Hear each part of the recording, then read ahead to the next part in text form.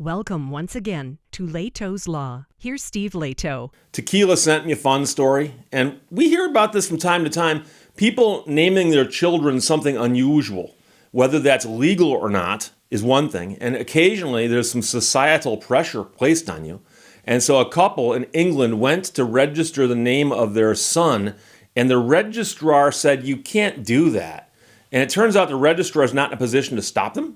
They're just supposed to accept for filing papers and take money to make sure that the fees have been paid. And so the story made headlines because the people complained and said, "We were trying to register our son's name, and this registrar tried to stop us." So from MSN.com, written by Jade Small, couple win battle to give son name after registrar tried to stop them. Imagine arriving at the registrar, heart brimming with joy after just welcoming your child into the world, only to be told they will not approve your baby's name. Seems bizarre, right? Well, this is exactly what happened to one couple from the UK. They decided on a rather controversial name that the registrar thought was inappropriate for a baby. They felt so strongly against the name choice that the couple had to go to court to fight for the right to name their child Lucifer.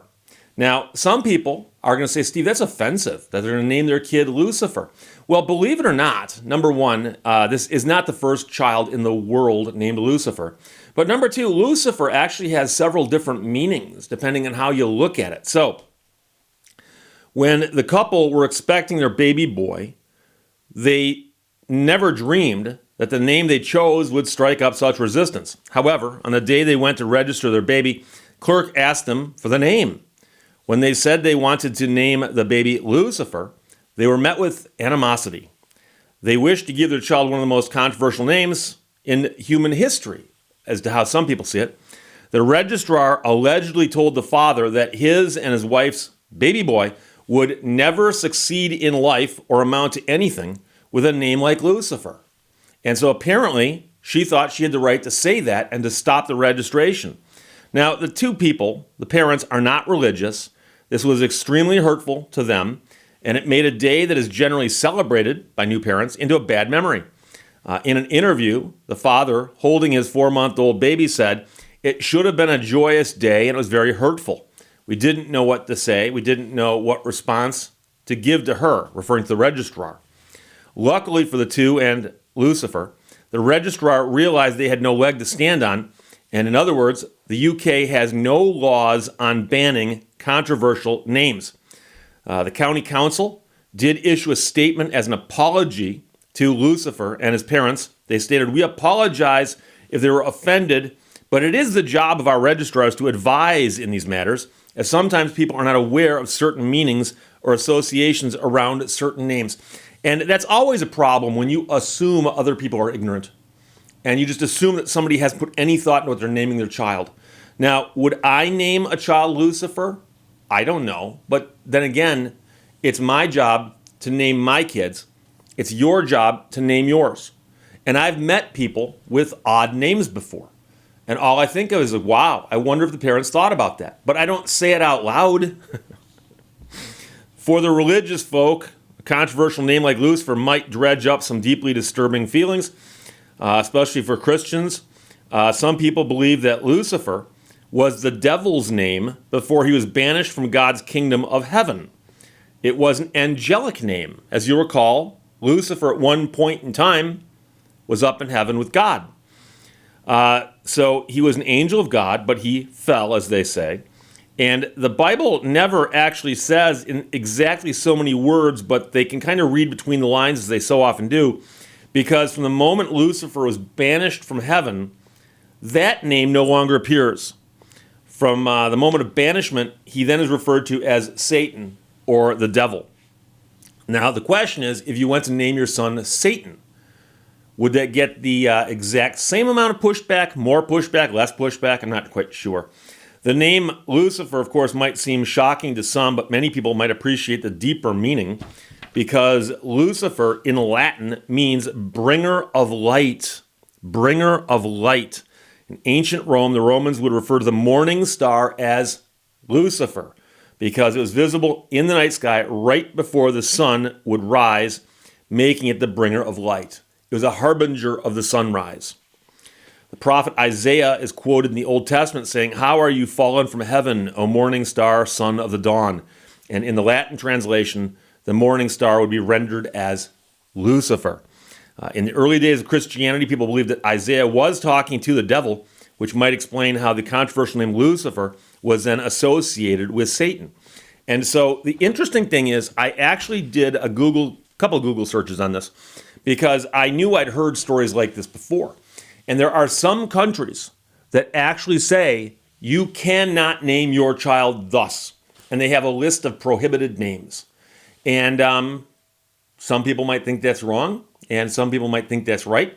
But of course, that's the whole deal with laws. So if enough people oppose a law in a country where people get to vote, then they can fix that. Now, in America, you've got constitutional guarantees of sorts, and it seems to me that there's probably several different amendments to the Constitution that we could talk about that would provide you the right to name your child as you wish. I can tell you that courts do oversee naming conventions, that is the rules behind your name. And so everyone knows that, if you've got a birth certificate, it has your legal name on it. Okay, that's your legal name. Now, you can change your legal name. The most common way that happens is you get married, and many married people will change their last name or add a name to their last name in recognition of the marriage. Some people in the modern times will not do that. I know that my parents lived in a world where a woman would marry a man and simply become Mrs. Him. That's less and less common these days. But I've also known people who've gone into court and simply said, I want to change my name. And so a court can enter a court order allowing you to change your name. And part of that would be then reissuing a birth certificate. It would still have all the other information on where you were born, when you were born, who your parents are, and all that. But it changes your legal name. So that would become your legal name. Now, we've heard of stories in America where people gone into court and said, I want to change my name to, and they want to change it to something, okay? Max Power. It's a Simpsons joke. There's all kinds of other things you could change your name to. But you could not change it to something deceptive, okay? And so courts might ask you, why do you want to change your name? And if you simply say, I'm tired of the old one, I've taken George about as far as it can go. That's a Seinfeld joke. Don't get offended if you're a George. As long as it's not being done for deceptive reasons. So if you go into court and say, I want to change my name to John Smith, no middle name, John Smith, okay? Again, I'm not trying to offend John Smiths in the audience. It's a little bit more common than Steve Lehto. If you said, I want to change my name to John Smith, and the court says, why do you want to do that? You go, I'm trying to evade my creditors. I owe a lot of people money under my current name, and I really want to hide. And I'm thinking if I can hide, and I have the name John Smith, they won't be able to find me. The judge will probably say that's not an appropriate reason to change your name. So my advice to you as your attorney, hypothetically, because I'm not really your attorney, is to come up with a better reason before you go into court. So what I'm getting at here is there are rules about names. Generally speaking, we're pretty good about it, but we do take them seriously. There was a guy years ago, and I did not try to look this up, but I'm sure I could find it. But there's a guy years ago in America who wanted to change his name to a number. And it was, I believe, a 4-digit number, like 1028 or something. And he went into court and goes, I want to change my number to 1028. And the court goes, you can't do that. And he said, well, why can't I change my name? Because it's just something else. And the court goes, because our names aren't numbers. Our name is a name. And the real question is, what would happen if he spelled it out? 12, Onetwo, and then his last name would be 08 or something, And if he spelled it out that way, there's a chance the judge would go, well, as long as you're using letters and they can be pronounced, there you go. There you go. Now, I don't know what would happen if you said, I want to change my name to Mr. McZipzalik or some made-up series of consonants with very few vowels. There's a chance a court could look at that and go, that's not terribly workable as a name. But is that the province of the judge. And so, like I said, in most states, the standard simply is you cannot be changing your name for a deceptive purpose. But beyond that, knock yourself out. So you can become Lucifer x Satan if you want to, I think. But you you might get some funny looks, especially from the older school judges. Now, the one thing I'm curious about is it implies here that the family may have had to go to court, because it actually says they had to go to court. But elsewhere, it implies that they actually just got into a little bit of a discussion and had to go over somebody's head. So I'm not sure how much litigation was involved in this, but I certainly hope it wasn't a lot, because it sounds like the registrar had no legal standing to stop them from using a name that the registrar objected to. So there you go. But Tequila, thanks for sending it. And that's her name, Tequila. From MSN.com, story by Jade Small. A couple win battle to give their son a name after the registrar tried to stop them. Questions, comments, put them below. Let's talk to you later. Bye-bye. Hey, I apologize for the wrong shirt, but I wanted to put a quick addendum on this video. While I was editing it, after I shoot it, I edit it. And I was double checking a few things, and I noticed, unfortunately, that the story involving this particular couple wanting to name their child Lucifer is actually a couple years old.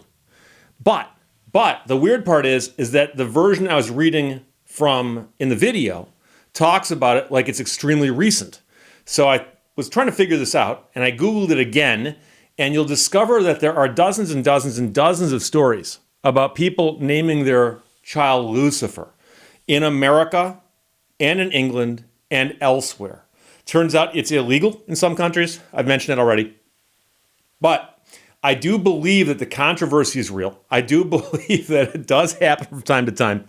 I just don't want anybody to be misled and think that this happened yesterday. It may have happened in 2020. I'm not sure, though. But the earliest version I could find was 2020. But I found other versions of other stories about people wanting to name their kids Lucifer. So I do believe that the controversy is real. I just don't want anybody to go, hey, Steve, I think I heard this story. You may have, or you may have heard a similar story. But there you go. I still think it's an interesting story. So with this addition to the video, there you go. Talk to you later. Bye-bye. Thank you for watching Lehto's Law. Ask yourself, what are you grateful for? You'll find many answers.